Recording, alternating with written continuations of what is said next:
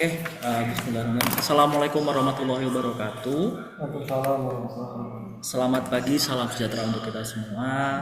Pertama-tama, saya berterima kasih atas kehadiran Bapak Ibu di pagi hari ini, begitu telah meluangkan waktu di tengah kesibukannya, dan juga kepada Bu Eva begitu yang masih menyempatkan diri di tengah kesibukannya untuk join secara daring. Pada pagi hari ini, bidang hukum internasional akan menyelenggarakan ujian proposal skripsi bidang hukum internasional 21 Maret 2025 atas nama mahasiswa Teruzi Ajara Marcelona angkatan 2018 dengan judul skripsi Perlindungan Hukum Diaspora Indonesia dalam Perjanjian Kerja berdasarkan International Convention on the Protection of the Right of All Migrant Workers and Member of Their Families, dengan pembimbing pertama yakni Ibu Dr. Eva Johannes HMH, dan pembimbing kedua Kanisita Malaya Sailor. Di sini sebagai gambaran, Bapak Ibu sekalian, Marcel ini mahasiswa 2018 terakhir yang alhamdulillah terselamatkan begitu, Luar biasa. yang berkat rayuan-rayuan gombalnya ketua bidang, jadi mau menyelesaikan studinya begitu, dan alhamdulillah juga atas asistensi dari Dr. Eva Johan bisa sampai di pagi hari ini. Oke, sebelum kita mulai, Bapak dan Ibu sekalian, jika ada yang ingin ditambahkan atau disampaikan, persilakan. Pak Suryano, aman? Ibu Hera, Bu Eva, ada yang ingin disampaikan? Oke, dengan melafazkan basmalah, bismillahirrahmanirrahim, maka ujian proposal skripsi bidang hukum internasional pada Jumat 21 Maret 2025 secara resmi dibuka. Marcel, saudara mempunyai 15 menit untuk paparan. Tolong fokus dengan inti-intinya saja dari proposal yang saudara sampaikan. Silakan.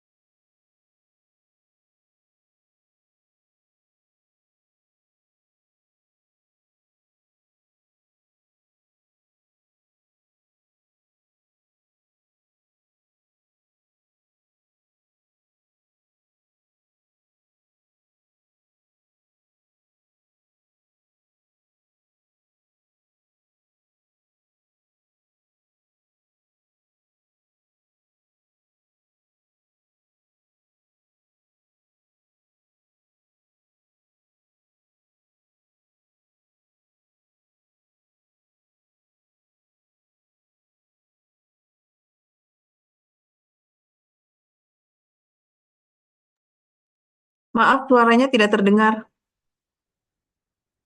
Ulangi dari awal. Ibu nggak dengar.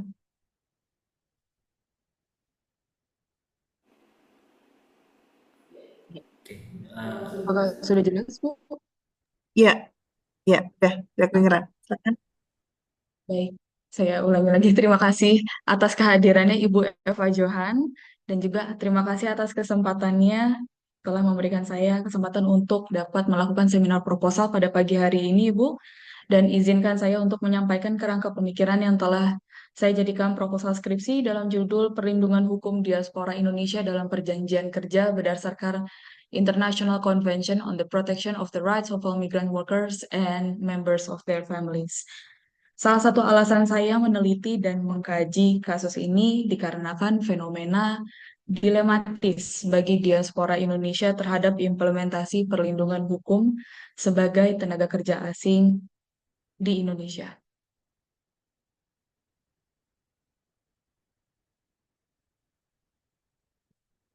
Yang melatar belakangi seperti yang telah saya teliti dan saya kaji bahwa tenaga kerja asing sesuai dengan bahasa hukum dan istilah dari pekerja migran dari Convention Internasional ini telah menjadi fenomena yang terjadi di tengah era globalisasi. Pekerja migran sendiri memiliki sebuah makna yaitu seseorang yang akan tengah atau telah melakukan aktivitas yang dibayar di suatu negara di mana ia bukan merupakan warga negara. Dalam praktiknya, tenaga kerja asing atau pekerja migran datang membawa keahlian dan kemampuannya untuk diadopsi atau ditransfer knowledge-nya di negara dia bekerja.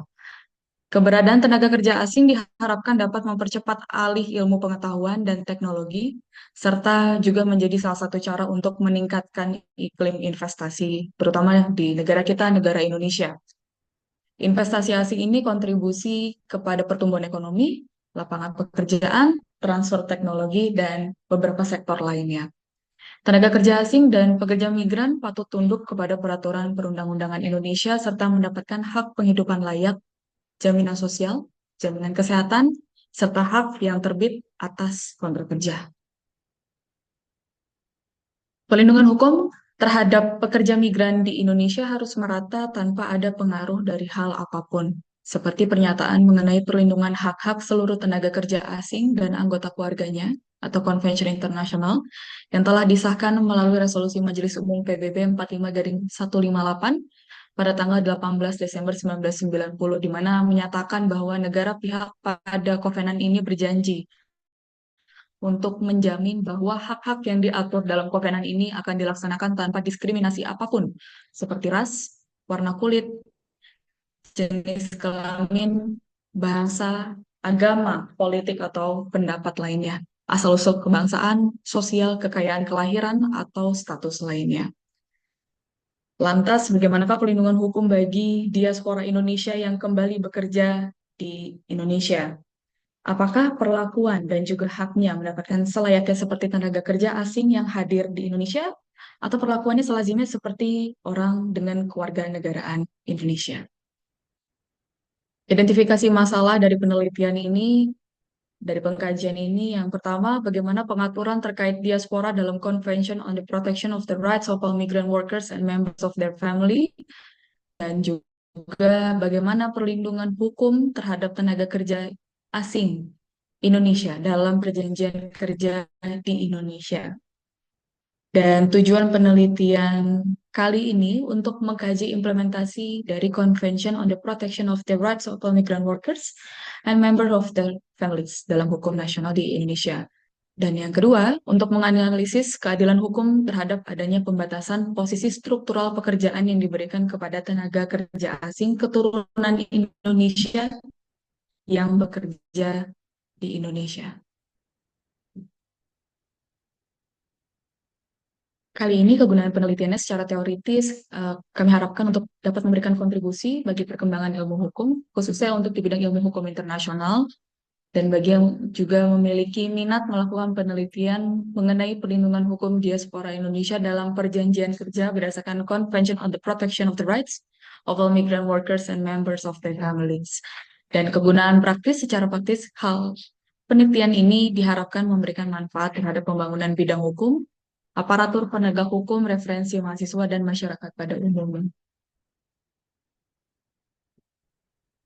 Dalam kerangka pemikiran kali ini, menurut dari peneliti, teori perlindungan hukum sesuai dengan menurut dari Philippus M. Hajon, yang dikatakan perlindungan hukum adalah sebagai kumpulan atau kaidah yang dapat melindungi suatu hal dari hal lainnya. Dan perlindungan hukum itu terbagi menjadi dua, di mana perlindungan hukum preventif atau prevention dan juga represif. Namun pada kali ini perlindungan hukum untuk tenaga kerja asing dengan adanya konvensi internasional yang diratifikasi oleh Indonesia harusnya menjelaskan bagaimana hak-hak tenaga kerja asing yang bekerja di Indonesia secara umum dalam ketentuan peraturan tersebut memasukkan hal apa saja yang menjadi kewajiban dari tenaga kerja asing.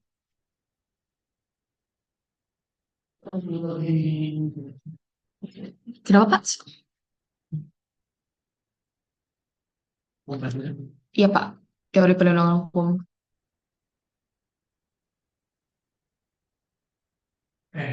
Oke. Kita lanjut kepada teori yang berikutnya, yaitu teori keadilan bermartabat, di mana hukum itu harus berisi keadilan dalam jiwa bangsa.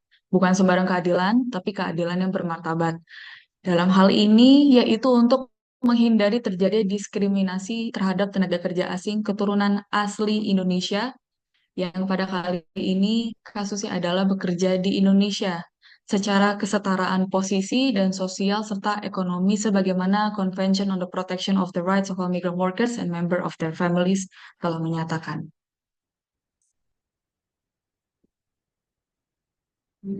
Dan kita lanjut kepada metodenya yang digunakan pada penelitian kali ini, digunakan yaitu yuridis normatif. Penelitian hukum normatif merupakan penelitian kepustakaan dan terhadap data sekunder dan juga data kepustakaan.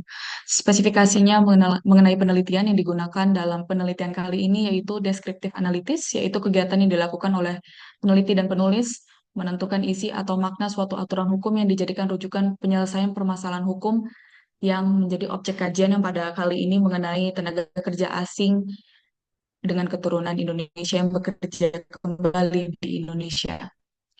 Sumber data digunakan dalam penelitian hukum ini menunjang hasil penelitian yaitu data sekunder, sumber data penelitian yang diperoleh secara tidak langsung, yaitu melalui media perantara, diperoleh dan dicatat oleh pihak yang lain, dan data sekunder tersebut dibagi menjadi bahan hukum primer, sekunder, dan tersier.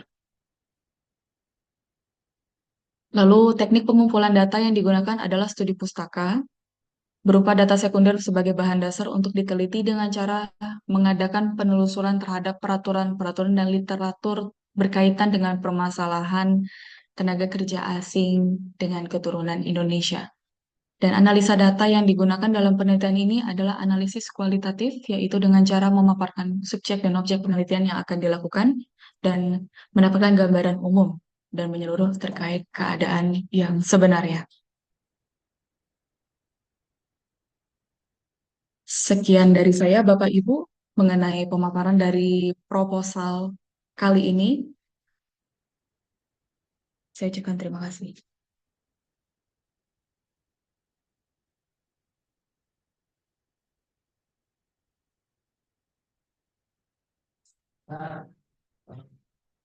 Si apa namanya si ibunya udah rajin Oke, ini guys. siap.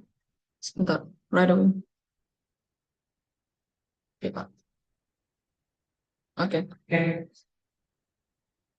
Apa sudah siap berdiri ya? Yuk, insya Allah. Di sini dimohon kesediaannya. Izin klarifikasi dulu Bapak dan Ibu rekan-rekan sekalian, karena satu dan lain hal, Dr. Eva Johan selaku pembimbing pertama juga di sini posisinya selaku penguji atau penelaah pertama dari saudari Marcel. Kepada Dr. Eva Johan SHMH, waktu dan tempat dipersilakan. Baik, terima kasih Bapak Pimpinan Sidang. Terima kasih atas kesempatannya. Bismillahirrahmanirrahim. Assalamualaikum warahmatullahi wabarakatuh. Ya, baik. Dan akhirnya hari ini datang juga, ya, Marcel? Iya, Bu. Hari ini datang juga, one step closer. Jadi ikuti saja prosesnya, step by step, ya. Ya, ini menarik sekali karena tadi seperti dikatakan Pak Afandi bahwa saya penguji sekaligus saya juga adalah pembimbing gitu ya. Jadi kurang lebih sudah membaca begitu, kemudian juga Marcel sudah sebenarnya mengetahui, memahami apa-apa saja kemudian yang menjadi masukan dari saya. Tetapi dalam hal ini tentu saya dalam kapasitas menguji di sini ya. Artinya apa yang sudah dibuat dalam proposal di proposal penelitian ini tentu harus Ibu tanyakan kembali begitu ya Marcel ya. Nah, mungkin pertanyaan yang pertama nih. Di dalam judul ini Ibu mengulang kembali begitu ya. Di dalam judul kan memang menggunakan kata diaspora. Tetapi kemudian tadi dalam presentasi Marcel juga di situ pada slide yang pertama ada kata-kata pekerja migran atau tenaga kerja asing. Tapi kemudian di slide yang seterusnya Hanya ada slide pertama tuh yang bilang pekerja migran atau tenaga kerja asing. Di slide yang berikutnya itu semua pakai kata tenaga kerja asing. Nah, eh, mohon mungkin diberikan penjelasan begitu ya.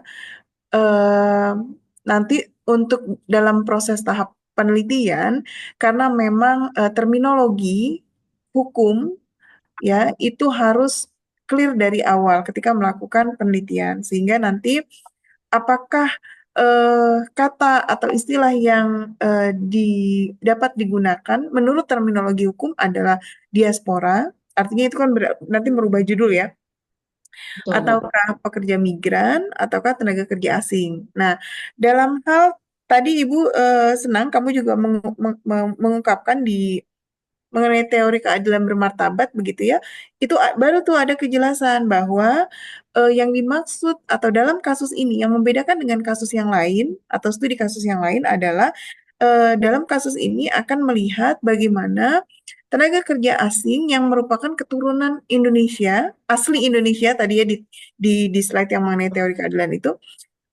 asli keturunan Indonesia dan bekerja di Indonesia, tapi dia posisinya tenaga kerja asing nih, begitu kan? Mm-mm. Nah, Iya, betul. mungkin saran Ibu juga itu nanti harus dihadirkan di bab pendahuluan sebenarnya. Tadi kan Oh, Ibu lihat kok ada di slide yang teori apa tadi keadilan bermartabat asli. gitu ya. Padahal kalau misalnya itu mau dibawanya ke eh, di pendahuluan, ini loh saya apa pembeda saya mungkin dengan yang lain tuh bukan bukan hanya bicara implementasi apa konvensi ini terhadap tenaga kerja asing, bukan itu, tapi saya menambahkan value kontribusi saya ini ketika ada tenaga kerja asing yang merupakan keturunan Indonesia, begitu ya. Dan Iya. misalnya dalam prakteknya, nah kalau mau bicara dalam prakteknya, artinya nanti berarti Marcella harus cari mungkin di jurnal, mungkin di berita, atau mungkin di mana begitu ya, kasus yang memang ada, exist. Tidak boleh kasus yang menyangkut lingkungannya Marcella. Ya, Marcel tidak pakai apa contoh dari lingkungan yang ada di Marcel, tetapi harus nanti dicari. Ya, Biasanya Bu. di berita-berita ada kok, Iya, ya, baik, bagaimana Bu. tenaga kerja asing yang eh, looknya Indonesia begitu ya, tapi sebenarnya dia sudah berkeluarga negaraan asing, kemudian kerja di Indonesia, kemudian bagaimana mereka diperlakukan, misalnya begitu. Itu dimasukkan semua di pendahuluan, sehingga nanti eh, pembaca itu clear begitu. Oh, oke, jadi perbedaan penelitian ini adalah bukan hanya tadi kan karena kalau nggak salah identifikasi masalah pertama ya, itu tentang, Iya, Bu. coba dibacakan implementasinya. Implementasinya sebentar ya.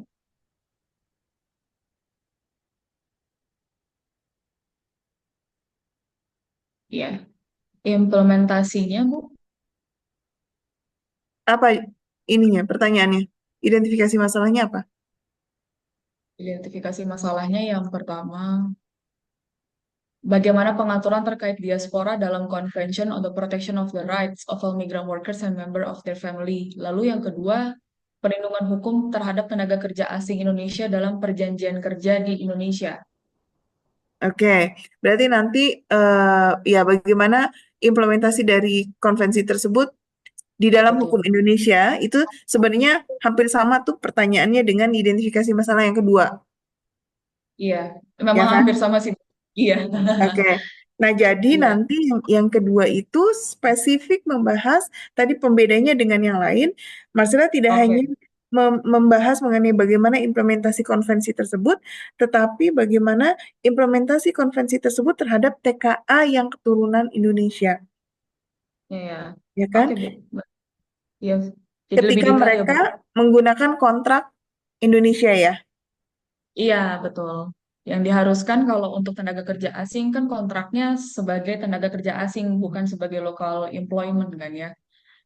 Namun Mm-mm. seperti yang saya sudah baca juga, ternyata Untuk pengaturan mengenai perlindungan tenaga kerja asing itu lebih kepada waktu pekerjaannya ketika di Indonesia. Mm-mm. Contohnya kalau TKA di Indonesia izin Bu di minimal di 6 bulan, dan kalau Mm-mm. misalkan lebih dari 6 bulan maka nanti kontrak kerja tersebut akan menjadi PKWTT, dan juga di PKWT. sini Oke. iya, tidak tertentu, Mm-mm. Mm-mm. tidak tertentu untuk lebih dari 6 bulan. Ketika saya baca lagi mengenai beberapa undang-undang lain, undang-undang yang mengatur itu juga merujuk kepada bagaimana kontrak kerja, bagaimana si perusahaan memberikan kontrak kerja kepada penerima kontrak kerja. Nah, di sini ada missing link-nya bahwa akhirnya bagi beberapa tenaga kerja asing yang awam mengenai tentang perlindungan hukumnya sebagai personalnya sebagai tenaga kerja asing dengan keturunan Indonesia yang bekerja kembali di Indonesia, ternyata di sini memiliki celah bahwa sorry, Ibu masih ada? Oh, masih ada ya.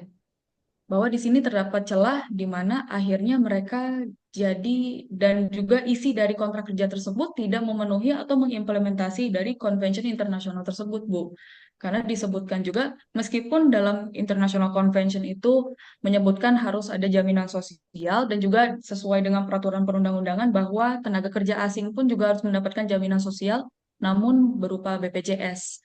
Nah, di sini ada Oh, missing jadi link. TKA BPJS, bukan BPJS, asuransi swasta. Biasanya kan mereka punya level yang ya, berbeda. Enggak? betul, Bu. Tapi setelah saya baca kembali bahwa mereka itu mendapatkan jaminan sosial berupa BPJS. Dan Oh, itu itu menjadi salah satu minimum. syaratnya. Minimum atau memang syarat mandatori mereka BPJS. Asuransi swasta itu hanya tambahan misalnya begitu. Iya, asuransi swasta hanya tambahan, tapi kalau menurut dari peraturan disyaratkannya adalah BPJS, Bu. Begitu. Jadi Oke. mandatori. Oke. So, ya oke. So it means nanti Marcella kan akan lebih banyak, artinya berarti clear ya. Mereka memang Iya, dibuatkan tunduk pada kontrak Indonesia, gitu kan? betul. Nah, nanti implementasi, nah ini berarti yang hubungannya dengan hukum internasional adalah ketika tadi ada convention-nya, kemudian bagaimana convention ini implement di Indonesia. Oke, ada undang-undangnya mengenai yang spesifik TKA. Ada, Bu. Ya, Ada. oke. Ya, Dan nah di dari kemudian undang-undang TKA tersebut, kemudian bagaimana seharusnya kan kita bicara idealnya ya, ya, idealnya itu apa-apa saja poin yang harus memang diberikan hak dan kewajibannya lah, gitu kan? Itu apa saja, bla bla bla bla. Kemudian ketika misalnya ada hal yang, nah ini bergantung kepada apakah memang Dasolen dan Daseinnya ini ada perbedaan atau tidak. iya, Ketika misalnya ada perbedaan antara apa tadi teori teori artinya secara aturan dan kenyataannya, nah itu berarti bisa menjadi satu case study yang tadi Ibu bilang ini yang akan membedakan Marcella dengan mungkin penelitian yang lain gitu. betul. Tapi kalau misalnya memang eh, apa namanya Marcella mau bawa ini lurus-lurus aja begitu ya, ya, berarti kan cukup pada selesai pada bagaimana implementasi konvensi ini pada hukum Indonesia melalui kontrak perjanjian kerja. Betul, Kan Bu. gitu. Betul. Nah, jadi nanti apa namanya?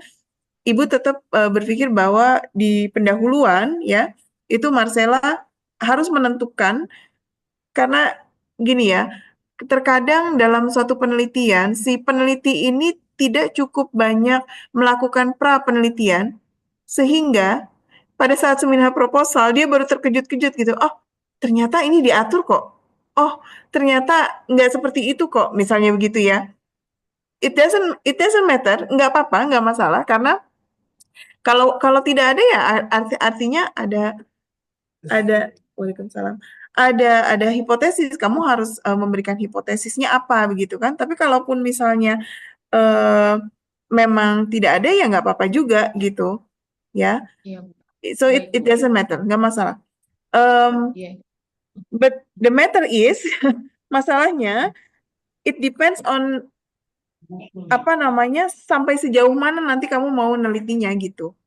baik, Bu. Iya, Ya, apakah kamu mau cari tadi dasaran dan desainnya itu Kalau ada memang studi kasusnya. Tapi sekali lagi tidak berdasarkan teman saya, ya. Iya. You have to found.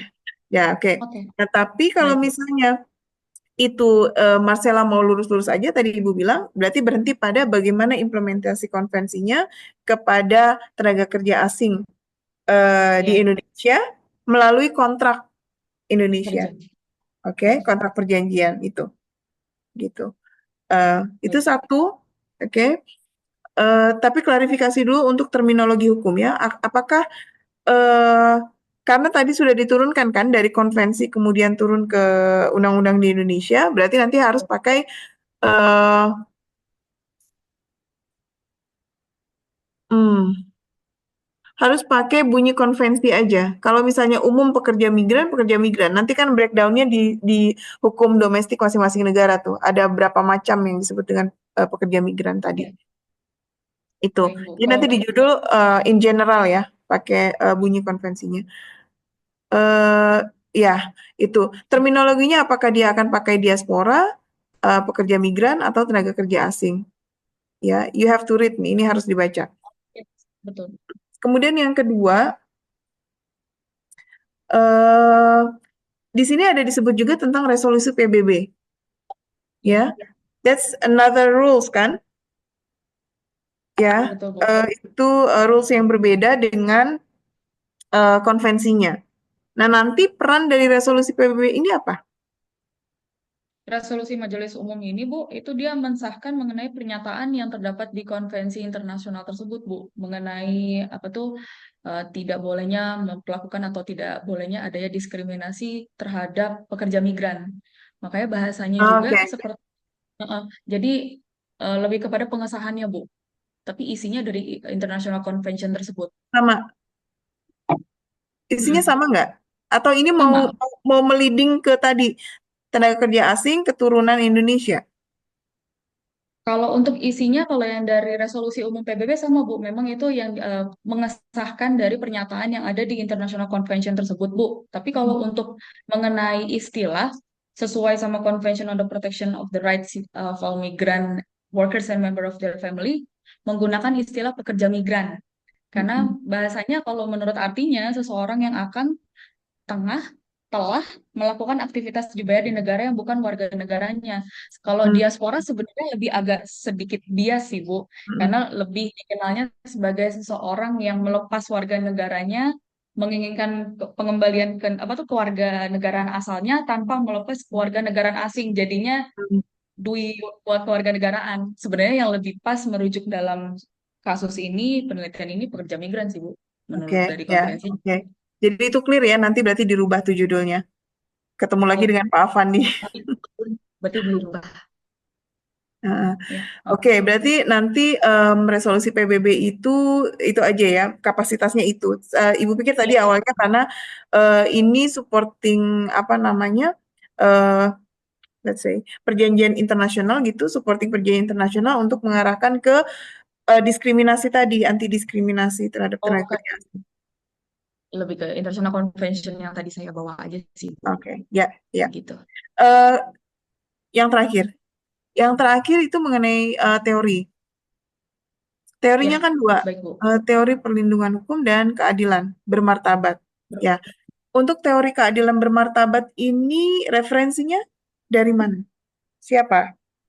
Buku, artikel? Dari artikel, Bu. Artikelnya siapa? Artikelnya saya dapat dari hukum online dari website sih, Bu. Dari No, kedua no, terus. no, no, no. Nggak apa-apa pakai hukum online. Hukum online itu reliable, bisa. Tetapi kamu harus punya artikelnya dan baca artikelnya, Baik, Bu. ya. Boleh Ibu tahu em, karangan siapa? Untuk karangannya, saya sebentar, Bu. Izin artikel. Kalau di sini saya dapat sih nggak ada karangannya ya. Sebentar ya, Bu.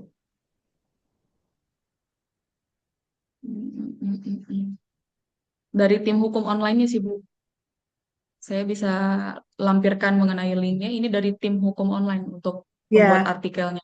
Oke, tapi gini, hukum online itu salah satu sumber data yang bisa reliable, dia sekunder, boleh ya, apa namanya, dia punya reputasi bagus. Tetapi untuk menjelaskan tentang teori keadilan, karena gini, selama ini Ibu hanya membaca buku-buku teori keadilan hukum, ada, ya. Tapi kalau teori keadilan yang bermartabat, makanya Ibu tanya ini siapa? Teori ini dari mana? Itu, ya. Jadi Baik, Bu. nanti kalau ketemu saat bimbingan sudah Siap. dibawa. Oke, Bu. Cari di Cambridge atau di Oxford, terserah. Atau tanya Pak Afandi, networkingnya banyak ya. Minta yang ini, library US-nya dia mungkin masih punya. Itu Izin ya. Pak Afandi, nanti saya ganggu lagi, Pak. Heeh. Itu aja sih. Oke, Kalau Bu. teori perlindungan hukum, it's a very general lah. Itu Iya, kan ada dua tuh ya, iya. preventif dan represif. Nah, kalau kamu masukin teori, intinya teori itu kan pisau analisa. Mm-mm. Em, kalau misalnya memang you have to choose, misalnya saya mau pakai teori perlindungan hukum, tetapi dari sisi preventif atau dari sisi represif, dikaitkan dengan tadi penelitiannya gitu. Baik, Bu. Ya, pilih salah satu aja kalau enggak. Iya. Oke, Bu. Ya, itu saja Marcella. Terima kasih Pak Afandi. Baik. Terima kasih, Bu Eva. Ya, Ya, terima kasih Dr. Eva John SMH atas telaah dan masukannya. Ibu kalau mau standby di Zoom monggo, tapi kalau mau apa namanya live juga monggo begitu Ibu.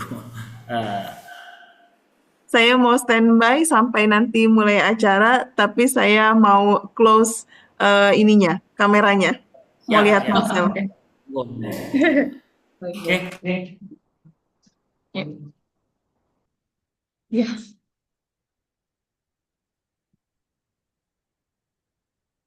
Bisa di rekap dan nanti didiskusikan ulang dengan kedua penelahnya. Tolong untuk yang di komputer di mute aja, bukan di mute apa namanya, di Matiin. biarin aja zoomnya karena direkord. Apa namanya, dikecilin aja suaranya. Nggak bisa kecilin? Yang tadi udah aku coba. Di mute nggak bisa? Gak bisa, Pak. Dibungkam nggak bisa. Oke, nggak masalah kalau gitu. Soalnya yang ke Bu Eva juga kan nggak terlalu ini. Oke, dimohon sedianya selanjutnya telah kedua pada Ibu Hera Susanti SHLM, waktu dan tempat dipersilakan. Oke, terima kasih Pak Adi ya, Pak Andi atas kesempatannya. Halo Marcelona, panggilannya berarti Marcelona. Zara panggilannya. Marcelona, tapi sebelumnya saya mau ucapin sama ulang tahun dulu ya ke Pak Eno. Si. Iya kan, selamat tahun Bapak. Thank you, Bu. Ke 49 Ibu. 49. 17 tahun. 17 tahun ya. Oke, baik. Ya, Marcella salam kenal ya. Mungkin waktu pas Marcella masuk saya belum bergabung ya. Saya dosen baru di sini. Jadi nggak masalah. Ini ada beberapa catatan saja ya secara singkat karena tadi saya sudah mendengar juga penjelasan dari Bu Eva sekilas. Tapi di sini saya mau sedikit bertanya dan juga mungkin meluruskan ya apa yang ditulis oleh Marcella. Ini berapa lama di luar kalau boleh tahu? 2 minggu jadi ya. Ya, nggak apa-apa ini cukup baik ya. Cuma di sini Bu lihat tidak ada sistematika penulisan skripsinya ya. Nanti ini kan akan jadi bab 1 skripsi gitu ya. Jadi perlu direvisi sesuai dengan apa yang disampaikan tadi ya. Satunya gitu ya. Nah, sebentar, itu mau nanya berarti skripsi Marzella ini fokusnya itu tentang tenaga kerja dan katanya berarti yang orang Indonesia, keturunan Indonesia tapi keluarga negara asing yang bekerja di Indonesia. Betul. Itu fokusnya seperti itu. Yang mungkin karena fokusnya seperti itu sudah tahu, jadi ditegaskan saja di latar belakang. Jadi jangan terlalu berdebat-debat. Pembaca itu bisa langsung menangkap fokus penelitian di sini berarti masalah, dan itu juga kan yang menjadi perbedaan tadi masalah, dan ditulis juga kan di sini di bagian identifikasi masalah, ya. Bagaimana pengaturan terkait diaspora. Ini bingung nih penggunaan diaspora, tapi di bab satunya dipakai ekspatriat ya. Ini ekspatriat atau ekspariat sebenarnya? Ekspatriat ya. Tapi ini di sini istilah yang dipakai malah diasporanya di halaman 2 ya. Yang selanjutnya ini menggunakan istilah ekspatriat ya. Ini karena diubah lagi sesuai WFA tadi, jadinya kepada pengguna istilah merujuk dari WFA tadi menggunakan dari bahasa konferensi aja. Iya, pekerja itu berarti migrant worker ya. Iya, pekerja migran ya. Nanti perlindungan hukum pekerja migran Indonesia gitu ya.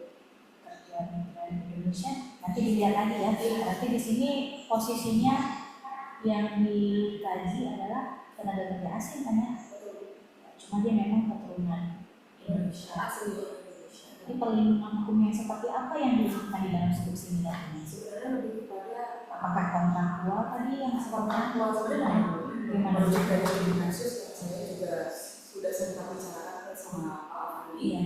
bahwa ternyata masih banyak terdapat kontrak-kontrak kerja yang diberikan kepada tenaga kerja asing dengan keturunan Indonesia ataupun tidak dengan keturunan Indonesia, tapi tidak mengimplementasi dari hal-hal yang telah disebutkan di konvensi internasional tersebut, seperti dari kasus sosial, pembunuhan layak. Jadi mungkin secara garis besarnya di kontraktual tersebut hanya mendapatkan FOP atau salary tanpa ada fasilitas-fasilitas lain yang terbit. Memang kalau dalam undang-undang dari peraturan presiden juga menyatakan bahwa penggunaan tenaga kerja asing harus ditetapkan dengan jaminan sosial yaitu BPJS.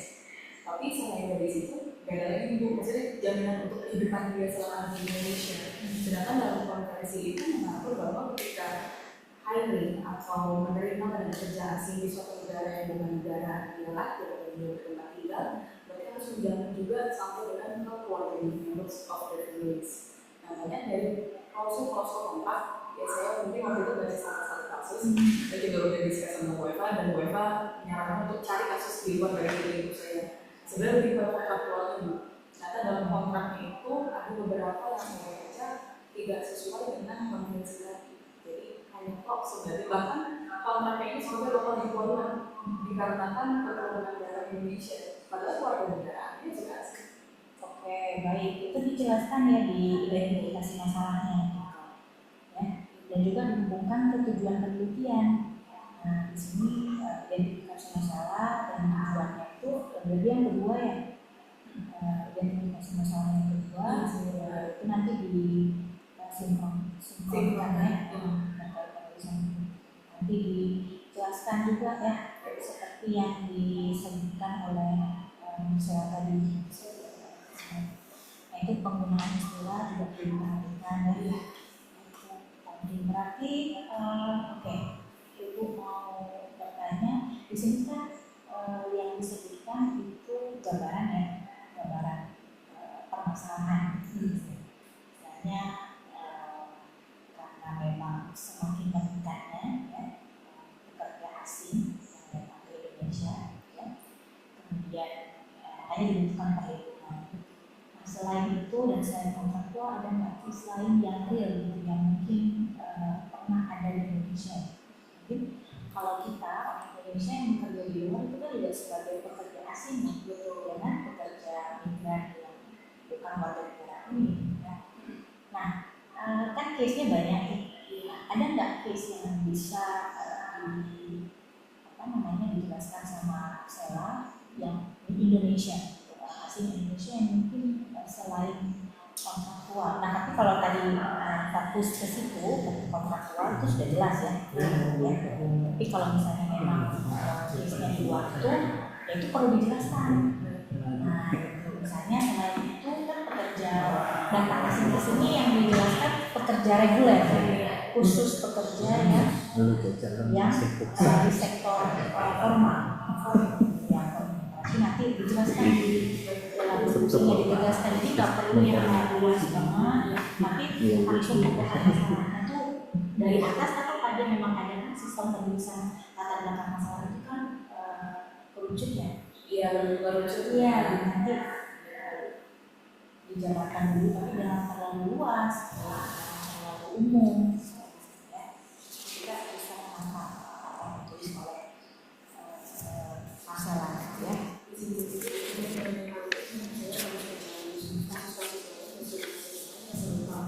Nanti nggak apa ditulis aja di skripsinya ya, sebagai bahan tambahan ya, nanti diceritakan apa dideskripsikan saja di bab selanjutnya ya, supaya nanti pembaca juga bisa melihat ya permasalahan yang ada itu seperti apa dan apa yang mau Marcella jelaskan ya. Kemudian selanjutnya di bagian ini juga dimana di sini kan ada beberapa yang sudah menulis ya tentang ini. Mungkin ada statement sedikit dari Sela nanti tentang apa yang membedakan yang ya kemudian ya supaya ada baca juga bisa melihat perbedaan tulisan ini dengan tulisan sebelumnya itu apa ya. Nanti boleh deh statement ditambah aja sedikit gitu ya, boleh ditambahkan di setiap ini kan ada dua ya, darinya Mutarik ya, dan juga tadi siapa satu lagi Hilda Savitri ya. Nanti ditulis saja kalimat statement penegasan sebenarnya satu dua baris atau satu paragraf yang penting intinya baca bisa menangkap kalau pendidikan ini adalah sesuatu yang baru mungkin yang cerita-cerita sudah sebelumnya. Kemudian di sini ada beberapa info yang sudah ditandai ya, dicoba dilihat saja ya. Tetap semangat ya, dari Barcelona dari Selo ya, ya Selo ya. Tetap semangat ya, dikit lagi ya, nggak apa-apa ditulis saja. Jadi terkait salah enggaknya kan masalah nanti proses ya. Yang penting ditulis saja, jangan menyerah ya. Oke, cukup apa nih dari sini? Siap. Terima kasih Ibu Hera Susanti SHLM selaku penelah kedua dari saudari Azhara Barcelona. Marcel, lumayan banyak catatannya. Tolong di make sure semua dicatat dan nanti diskusikan ulang dengan Bu Fa dan pembimbing keduanya. Oke, next. Dimohon kesediaannya kepada birthday boys, Pisces boys. Bapak Suryanong SHLM, waktu dan tempat diserahkan. Terima kasih Bang Kabit atas waktu dan kesempatannya, dan terima kasih atas keputusannya dengan terlibat boy, walaupun sebenarnya tidak bohong. Jadi memang agak beda antara langsung dengan situ. Jadi saya memang lebih senang tidak langsung lah. Begitu. Lebih ada putih-putihnya. Ini memang ini memang filternya kencang, Bapak. Oh, filternya kencang. Oke. Baik, Marcella Jayanti. Oke, Anjara ya. Ini saya terus terang mungkin sama dengan Bu Eva dan Bu Hera terkait dengan judul dan isi. Sampai tadi saya freeze dulu. Ini Barcelona ini mau ngomongin apa gitu ya. Berkaitan dengan kalimat yang menariknya adalah ada diaspora. secara umum materi yang mau diangkat oleh Barcelona ini cukup menarik. Dan ini baru pertama kali nih bicara diaspora di HI. Cuman memang formulasi judulnya ini belum tegas gitu ya. Tadi juga saya mendengar dari Barcelona bahwa diaspora itu dui kewarganegaraan dan disampaikan. Nah ini harus kita clearkan bahwa pengetahuan saya bicara kewarganegaraan itu bicara yuridis, bicara diaspora itu bicara psikis, bicara batinan. Karena diaspora itu tidak hanya betul yang ada yang ada WNI yang ada di luar atau ex WNI yang ada di luar, tapi juga mereka yang punya hubungan batin, hubungan erat dan ingin tetap menjadi bagian daripada perkembangan negaranya, gitu ya. Tetapi itu tidak bisa kita satukan menjadi pengertian hukum sehingga mereka menjadi kewarganegaraan. Sesuka-sukanya saya dengan Anggun C. Sasmi gitu ya, dengan gaya bernyanyinya, tapi dia tetap warga negara Prancis gitu ya. Dan bagaimana misalnya memang ikatannya dia dengan kita cukup kuat, tapi tetap perlakuannya dia adalah warga negara asing. Tatkala dia menjadi bintang pentin, dia tetap harus membayar pajak yang lebih daripada WNI karena dia WNA. Sekalipun pada saat konser dia diberi jubah bendera merah putih oleh Jay gitu ya, itu tetap dia tidak merubah dia menjadi Indonesia kembali WNI ya. Jadi saya mau katakan di sini bahwa tetap kalau dalam unsur kewarganegaraan kita melihat kepada undang-undang kewarganegaraan, dan tatkala dia melepas kewarganegaraannya WNI dalam hal ini Indonesia, maka dia sudah berhenti menjadi warga negara Indonesia. Nah ini berarti harus kita singkirkan nih gitu ya, hal-hal yang bersifat personal, kebatinan seperti itu. Nah awalnya, kemudian kepada judul ini, awalnya saya confused nih berkaitan dengan hal ini.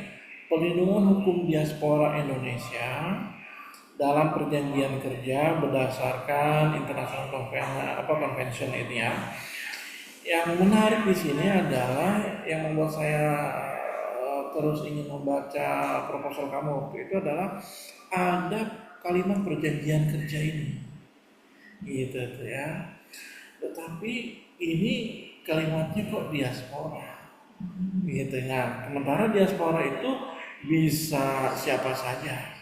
Rupanya yang dimaksud oleh Azhara ini, diaspora ini adalah tenaga, mau tidak mau kita harus menyebutnya adalah tenaga kerja asing. Yang kalau dari luar, kalau dari Cina tenaga kerja asing ya. Ya itu ya, jadi tetap aja asing ya. Dan tetap aja dia mungkin mencintai produk-produk Indonesia gitu ya. Ya. Mungkin diantaranya Mas Pion.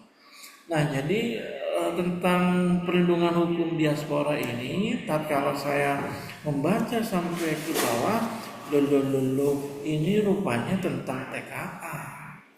Awalnya saya tadinya, oh ini tentang PMI nih, ini, ya awalnya tentang PMI nih, gitu kan.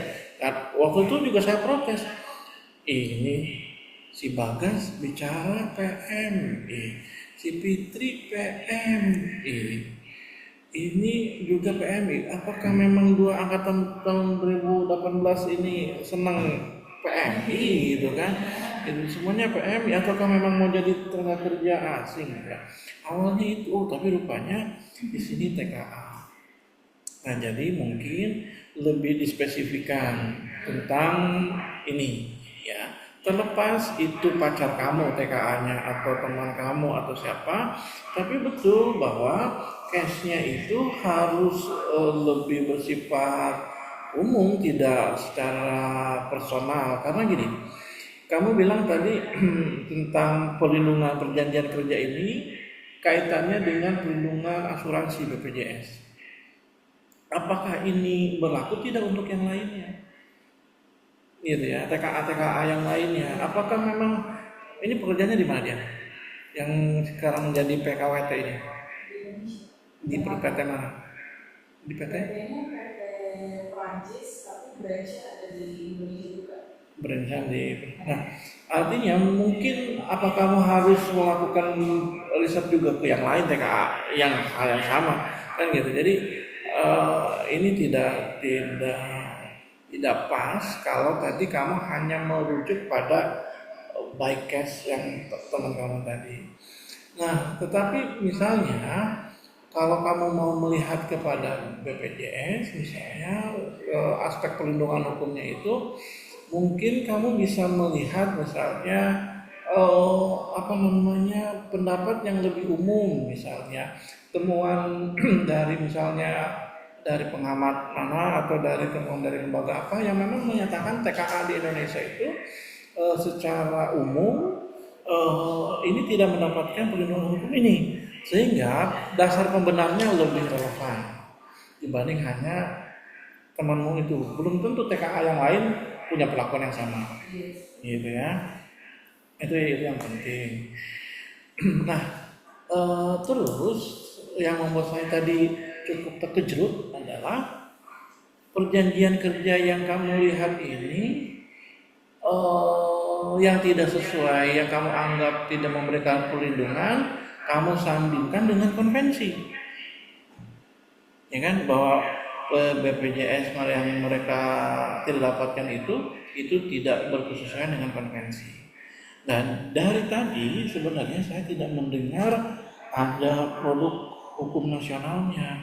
Jadi maksud saya adalah perjanjian ini kan perjanjian kerja. Kamu melihat bahwa ini tidak sesuai dengan konvensi, ini terlalu tomplang, terlalu timpang perjanjian kerja, ya.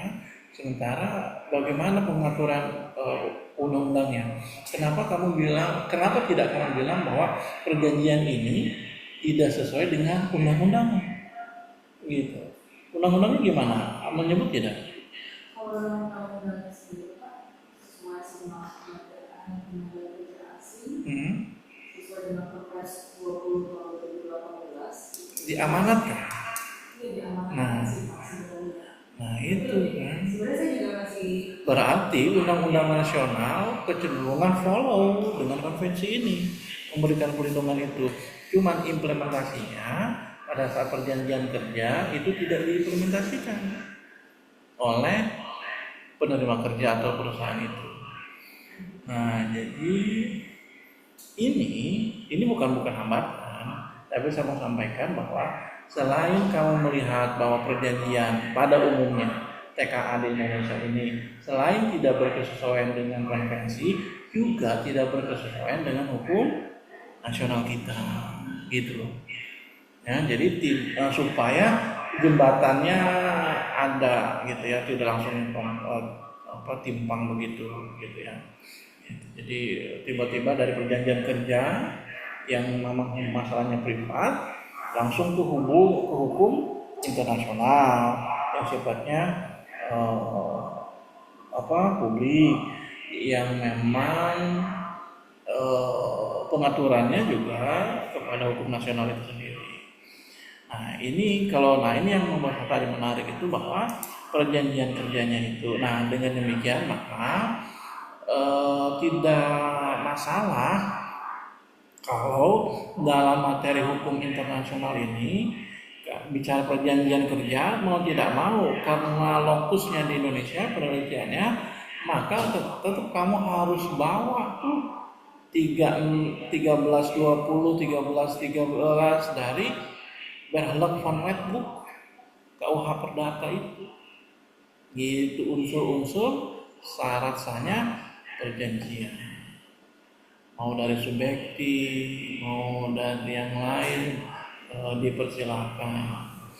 Nah, itulah pisau analisa kamu nanti memperkuat bahwa perjanjian TKA, perjanjian yang berlaku pada TKA ini tidak berkesesuaian dengan hukum nasional kita yang bersifat lex specialis maupun lex generalis dan hukum internasional yang berlakunya.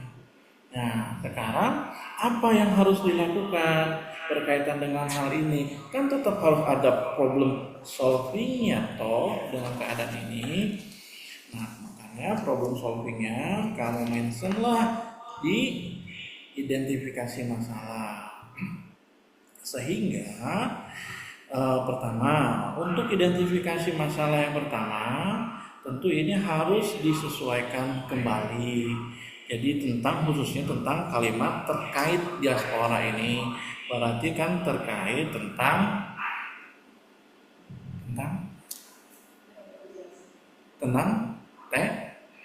TKA, iya. Kamu jangan lihat saya kayak gitu, saya mudah luluh tau. Karena ulang tahun ya Pak? Karena ulang tahun. Lihatnya. Nah, terus yang kedua, ini yang penting gitu. Apa yang problem solvingnya? Nah, ini yang kedua yang kamu sampaikan. Nah, ini yang nanti kamu jawab.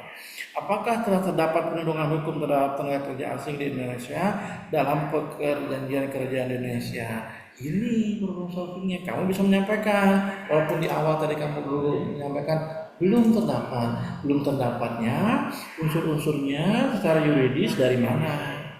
Gitu ya, dari BW tentang spesialisnya, yang generalis yang undang-undang, kemudian dari dan segala macam.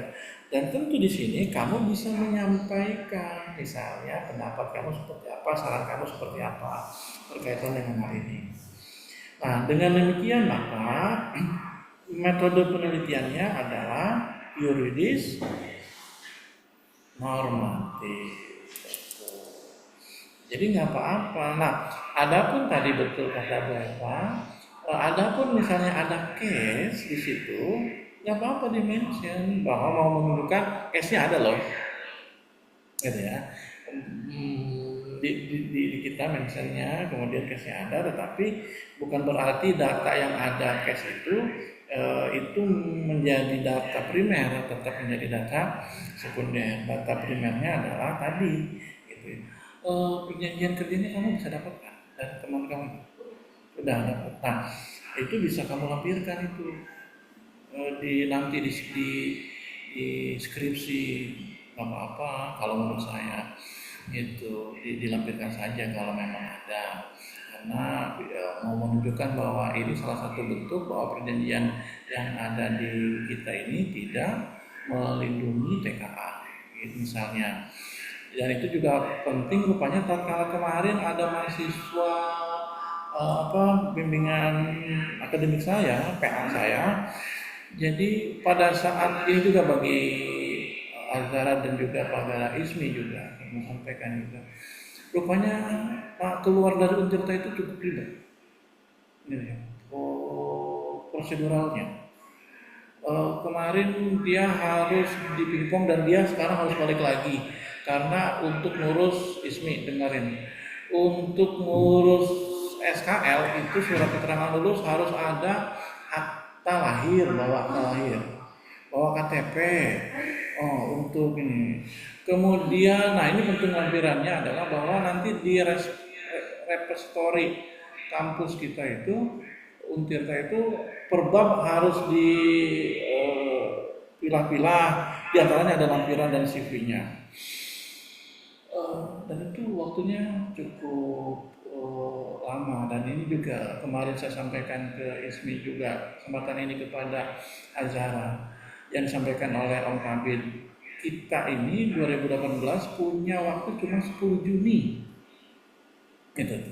Nah ini challenge sendiri. Dari sini jangan kemana-mana, Jangan ke Tangsel maupun ke Jakarta atau apa gitu ya. Langsung menghadap pembimbingnya, apa yang harus saya lakukan setelah ini, apa yang harus saya tulis setelah ini, ada guideline lainnya, dan Anda berhak bertanya itu gitu ya. Saya juga ingin segera sebenarnya ditetapkan itu ketentuan satu pembimbing satu mahasiswa, lebih asik sebenarnya itu gitu ya. Bisa bimbingan di mana saja gitu. Gitu ya. Nah itu jadi itu bisa kamu challenge tuh pertanyaan itu di nomor 2 tuh, itu bisa, itu pas itu akhirnya. Oke. Jadi kalau misalkan itu sesuai sama input dari Bapak, kalau berdasarkan perjanjian kerja sedangkan untuk klausulnya Tidak boleh ada. Oh ya sudah, tidak apa-apa, nggak usah apa-apa. Karena yang tadi saya sebutkan tadi itu kan Azhara sebutkan di hukum primer itu ada undang-undang dasar. Kalau cipta kerja nggak usah terlalu dilihat, abaikan saja, ignore undang-undang ketenagakerjaan saja, jangan undang-undang cipta kerja gitu ya. Sekarang juga belum diperbaiki oleh pemerintah selama 2 tahun, katanya perbaiki, tidak gitu ya. Mereka lebih concern membuat undang-undang TNI yang akhirnya dijaga ketat ya. Kata Pak Apandi, selamat datang di Myanmar. Wah, serem jatuh.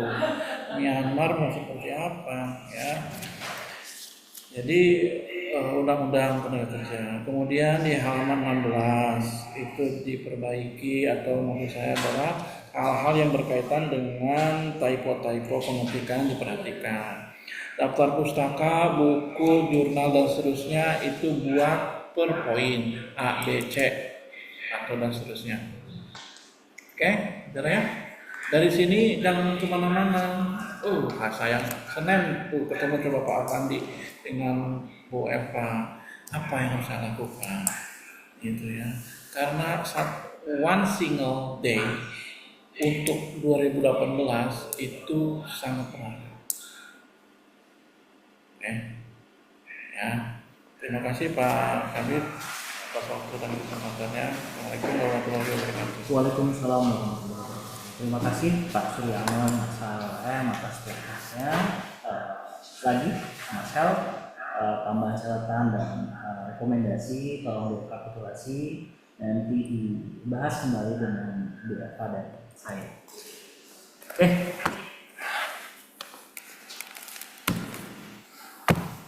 Oke, terakhir.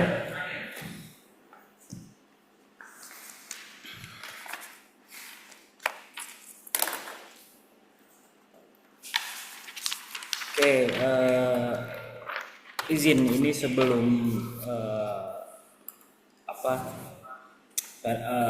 diskusi begitu, sedikit saya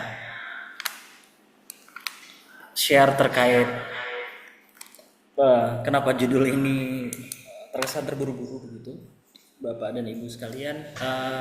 Di sini sebenarnya porsinya kenapa diaspora kita paksakan masuk di judul itu karena seksinya itu di diasporanya. Kalau ngomongin PMI-nya nggak seksi lagi, sudah banyak gitu. Tapi case-case macam ini sebenarnya naik dari zaman Pak Jokowi pertama, ketika beliau memanggil Pak Archandra Tahar jadi Wamen ESDM, yang mana di ujung-ujung sebenarnya beliau itu diaspora dengan 2 keluarga negaraan, 1 US. Karena begitu, karena Indonesia tidak mengenal 2 keluarga negaraan, kecuali di umur di bawah 18 tahun. Ketika 18 harus memilih. Itu narasi undang-undang kita.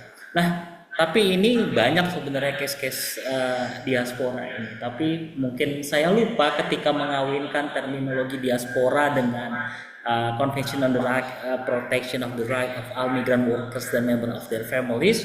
Bahkan di konvensi itu sebenarnya tidak ada terminologi diaspora. Ditarik balik lagi, diaspora ini apakah diaspora ini legal term? Karena diaspora itu, terminologi diaspora itu bukan ciptaannya orang Indonesia. Di luar negeri juga mengakui ada diaspora. Jadi apakah larinya diaspora ini politics atau legal term? Itu kemarin PR. Tapi ketika tidak dicantumkan di judul, seksinya hilang. Jadi memang jadi pertanyaan, diaspora di hukum internasional itu posisinya bagaimana? Usut punya usut begitu setelah di Februari saya main ke UGM, salah satu dirjen di pendidikan tinggi dan saintek itu diaspora dari Cambridge, lupa saya namanya. Jadi ini berulang ketika ngobrol lagi dengan Marcel ke ruangan, kira-kira judul yang cocok apa? Mungkin bisa kita tarik terkait diaspora. Di luar case yang di lapangan kan karena sifat kontrak kerja itu personal begitu, nggak bunyi. Yang mana apakah disesuaikan dengan statusnya yang benar-benar tenaga kerja asing, atau ya karena dia masih ada Indo-Indonya sedikit begitu, ya udahlah cincai kontrak lokal aja. Ide besarnya begitu, tapi Marcel ini tetap harus direvisi sesuai dengan masukan dari masing-masing telah untuk judulnya. Nah, di sini posisinya saya sebagai pembimbing mengakui proses bimbingan tidak sedetail itu karena kita melihat timelinenya sangat pendek. Tadi kalau Marcel bilang 2 minggu, Bu, ini jadi ya 2 minggu itu bukan 2 minggu 14 hari, Ibu Bapak gitu. 2 minggu itu cuma berapa kali, 3 atau 4 kali lah, karena timeline untuk pendaftarannya press sekali, sehingga proposal ini begitu masih terkesan mentah. Di sini benar Marcel, tolong difokuskan dengan terminologi yang mana yang akan dipakai. Tadi ketiga penelaah masukannya adalah ini harus firm, diaspora, expatriate atau migrant workers. Kalau mengambil as a whole yang konvensinya jelas, of course itu migrant workers. Di luar nanti ada narasi terkait diaspora dan expatriate begitu. Tapi ya kemarin dilemanya ya migrant workers, expatriate begitu sudah tidak seksi lagi. Tapi ketika termnya itu diaspora, itu lagi naik seksinya gitu. Di judul gitu. Kenapa? Karena diaspora itu dua mata pisau. Kadang negara itu ngakuin diasporanya itu yang high-tech aja ya. Dia businessman, dia profesor, udah tinggi segala macam, sudah ada di multinational corporation, bla-bla. Ayo kita kembali mengabdi untuk negeri. Padahal diaspora banyak, nggak cuma yang itu aja. Itu jadi kalau bahasa saya sama Pak Surya itu cherry picking. Gelandangan banyak rupanya diaspora itu, tapi mereka nggak disisihkan rupanya dari sebutan diaspora itu gitu kan. Tapi ya kita nggak terlalu masuk ke sana lah, tapi tolong be firm lagi di terminologi tersebut. Oke, kenapa tertarik dengan judul ini sebenarnya Marcel? Iya dong, kamu kan peneliti nih. Karena saya melihat ada celah aja sih Pak. Dari saya tahu cerita ini, kasus ini, menurut pengalaman saya dapat celah. Kok ya punya kerja asing, tapi kalau kita sebagai lembaga employer, terus juga dari klausul-klausul yang ada dalam kontrak itu ketika saya baca, betul. Dan ketika saya baca lagi di convention, bahwa disebutkan penjaminan atas layak dan jaminan jaminan sosial yang lainnya itu harus ada. Tapi sesuai sama saya baca lagi dari pengadaan tenaga kerja sesuai dengan peraturan perundang-undangan di Indonesia, memang ada yang mengatur, tapi lebih kepada mengatur tentang KPP-nya, terus juga larangan untuk menjabat di posisi manajemen personalia, terus sebagai tenaga kerja asing, terus juga lebih kepada aspek-aspek lain. Nah, sedangkan aspek dia, keamanan dia ketika dia bekerja, dan kontrak kerjanya ini harus sesuai dengan peraturannya ini masih miss. Menurut saya sih itu makanya saya jadi menarik dari mengenai kasus ini. Karena kalau saya melihat kembali, saya kaji kembali mengenai kontrak kerjanya, sebenarnya sudah menggugurkan dari bahasa peraturan dari perpres yang tadi, kalau harus ada secara mandatori dijaminkan dengan BPJS. Itu ada, dituangkan. Tapi untuk jaminan-jaminan yang lain di dalam kontrak itu disebutkannya adalah non kontraktual. Jadi kesepakatan hal-hal yang harusnya menjadi fasilitas utama itu yang disebutkan menjadi non kontraktual dan tidak dapat dikaji. Itu hanya sebagai bahasanya willingness atau perjanjian di luar kontrak antara si perusahaan dan penerima kontrak kerja. Itu yang membuat kalau saya menarik itu sih Pak. Oke, jadi case-nya real dan banyak begitu terjadi. Itu bersifat baku nggak perjanjian? Artinya semua diaspora punya perjanjian yang sama nggak klausulnya gitu? Saya belum menilai lagi dari beberapa tahun karena setelah saya berbincang, ini ada yang bilang ini masih better. Belum tentu tenaga kerja asing yang lain ini kontraknya lebih better dibanding ini. Jadi kontrak itu bahasanya negotiable, depends. Sedikit flashback ketika zaman saya masih jadi buruh di perusahaan Korea begitu.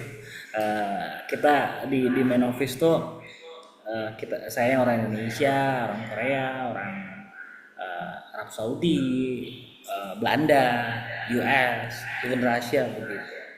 Kerjaannya sama bapak-bapak ibu-ibu sekalian gitu. Working hour-nya sama begitu. Di bulan ketiga tuh saya baru realize meetingnya sama, kita on par begitu. Bangga sekali saya marah-marah ke orang asing bla bla bla bla. Ketika salary saya kaget. Salary saya ketika itu nggak jauh dari UMR 5-6 juta di luar apa namanya lemburan gitu. Ketika saya tahu salary mereka dengan benefitnya begitu, yang hampir ratusan juta dengan porsi kerjaan yang sama, saya langsung gak kuat kerja. Waduh, saya nggak kuat, kok bisa begini sekali begitu. Yang saya kerjakan sama, yang saya meetingkan sama, even analisa yang kita proses sama segala. Oh, timpang banget nih barangnya begitu. Udah kulit yang rawat doang. Ya, saya baru sadar sakitnya jadi pribumi ketika itu gitu. Ketika kerja bareng-bareng gitu. Ya mungkin bakal terjadi hal yang sama juga ketika kita kerja di Thailand mungkin atau di mana gitu. Tapi memang itu timpang banget. Makanya pemerintah tuh melindungi beberapa sektor, beberapa bagian kerjaan tuh nggak boleh orang asing. Ya, tapi at the professional level kadang yang ini kontraknya begini ya, yang ini kontraknya begitu ya, dan itu nggak saling bunyi.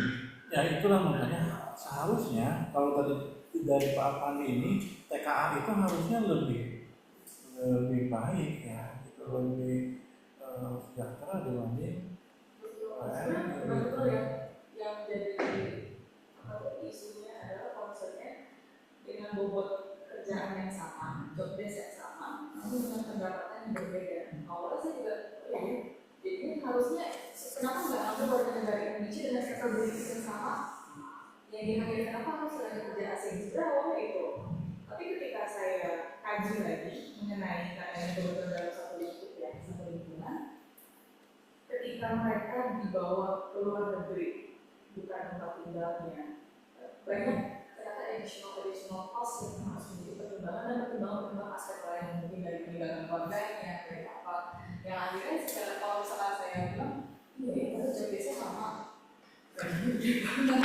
tapi ketika dikurskan ternyata mereka sama kayak kita.